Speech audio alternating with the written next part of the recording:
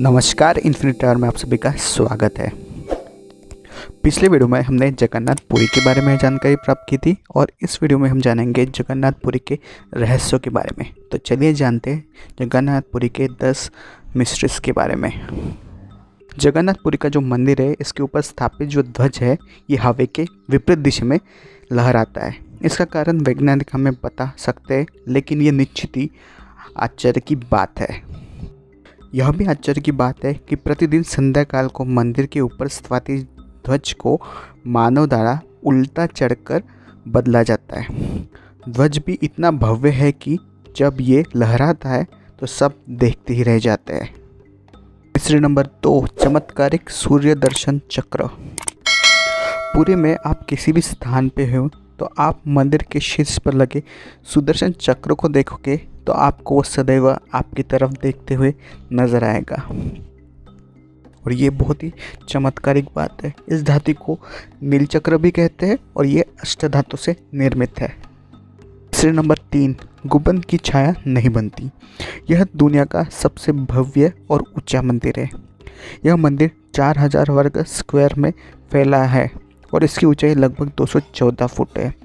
इस मंदिर के पास खड़े रह के गुंबद देखना असंभव है। मुख्य मंदिर की छाया दिन के किसी भी समय अदृश्य होती है। हमारे पूर्वज कितने बड़े इंजीनियर होंगे, यह इस मंदिर के उदाहरण से समझ आता है, क्योंकि पुरी का मंदिर जो है ये 7वीं सदी में निर्मित हुआ गया था। आगे बढ़ने से पहले हमारे चैनल को सब्सक्राइब जरूर कीजिए।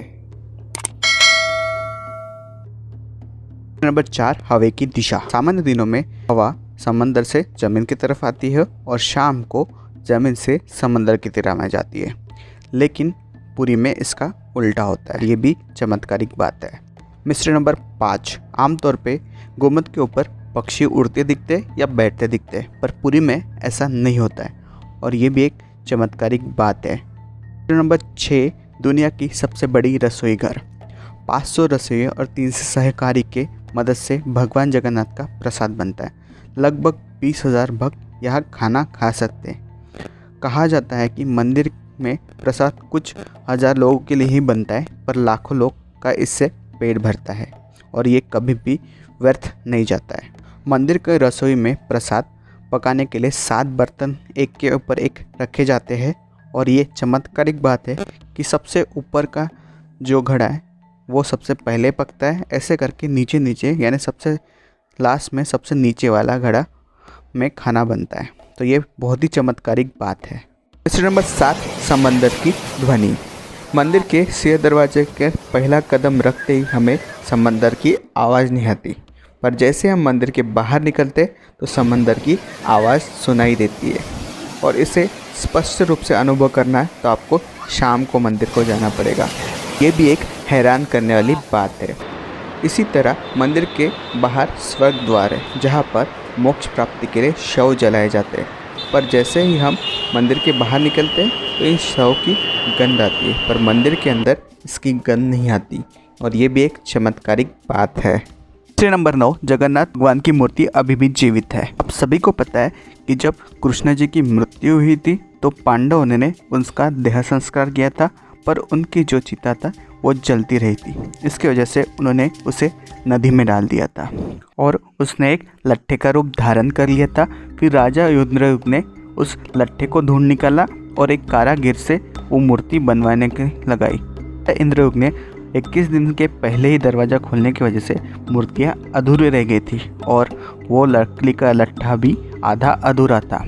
तो राजा इंद्रयुक्त ने उस लकड़ी के लट्ठे को कपड़ा बांधा और उस लट्ठे को उस मूर्तियों के अंदर डाला और ये बात वहाँ के कुछ पंडितों को ही पता थी। इसलिए हर 12 साल के बाद जब मूर्तियाँ चेंज होती है तो ये लट्ठा वैसे के वैसे ही दूसरी मूर्ति में जाता है और वहाँ के पंडित भी इसे छू नहीं पाते हैं। वो अपने हाथों में कपड़ा पहन के इसको चेंज करते हैं, आँख बंद कर देते हैं। मिस्ट्री नंबर 10, हनुमान जी करते हैं जगन्नाथ की समंदर से रक्षा।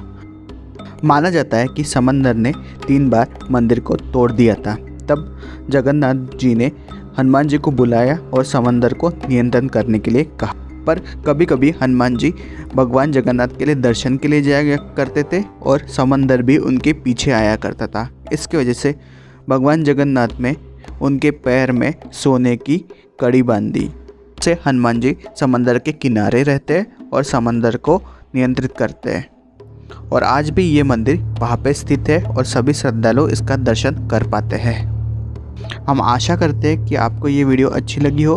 अगर आपको ये वीडियो अच्छी लगी है तो आप इस वीडियो को लाइक कीजिए, शेयर कीजिए और कमेंट कीजिए। और अगर आप ये वीडियो फेसबुक पे देख रहे हो तो हमारे पेज को लाइक कीजिए और यूट्यूब पे देख रहे हो तो हमारे चैनल को सब्सक्राइब ज़रूर कीजिए।